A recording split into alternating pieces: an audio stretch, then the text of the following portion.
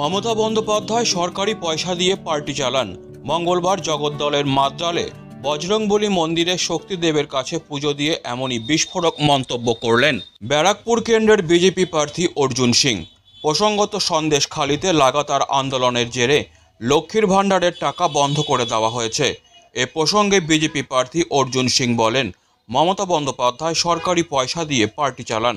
সরকারি প্রকল্পের সুবিধা পাওয়ার অধিকার সকলের, কিন্তু যদি সন্দেশখালিতে লক্ষ্মীর ভাণ্ডারের টাকা বন্ধ করে দেওয়া হয়, এটা কাম্য নয়। প্রার্থনা কি করব সেটা আপনাকে জানাবো, হয় নাকি? অসুর ভগবান বজরংবলীর কাছে আমরা আসি শক্তির জন্যে। বজরংবলী সংকট মোচন আছেন, অসুর শক্তিকে নাশ করবেন, এই আশীর্বাদ নেওয়ার জন্য এসেছি আমরা। বজরংবলী যাতে সবার রক্ষা করুক, যত ভক্তজন আছে, যত মানুষ আছে এই পৃথিবীতে, সবার যাতে উনি সাহায্য করুন, এটাই বজরংবলীর কাছে।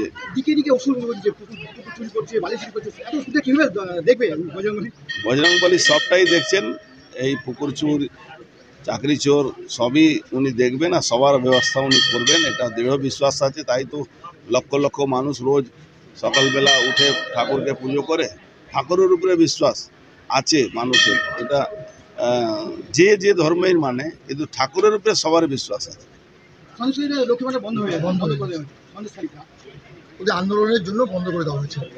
দেখুন, মমতা ব্যানার্জি সরকারের সমস্যাটা কি আছে? উনি সরকারি পয়সা দিয়ে পার্টি চালান, সরকারি পয়সা দিয়ে উনি নিজের পশ্চিমবাংলা মানুষকে, গরিব মানুষকে উনি ভাবেন চাকর বাকর। যে সরকারি প্রকল্প হয় সেটা মানুষকে সাহায্য করার জন্য, সেটা উনি ভেবে নিয়েছেন কি উনি রাজা আছে না প্রজাকে বাঁটছেন। না, এটা সরকারি যে সাহায্য হয়, সরকারি যে প্রকল্প হয়, সবটাই মানুষের টাকার উপরেই হয়। কিন্তু উনি ওই টাকার মালিক হয়ে গেছেন, এটা উনি মনে করছেন, কিন্তু এই মনে করাটা ওনার ভুল। ভারতবর্ষে সংবিধান আছে, সেই সংবিধান আগামী দিন ওনাকে সঠিক জায়গা পৌঁছে দেওয়ার ব্যবস্থা করবে। যত দুর্নীতি, যত এই ভুল কাজ হচ্ছে, সবটাই ওনার তার কাইফিয়ত লাগিয়ে দেওয়া হবে।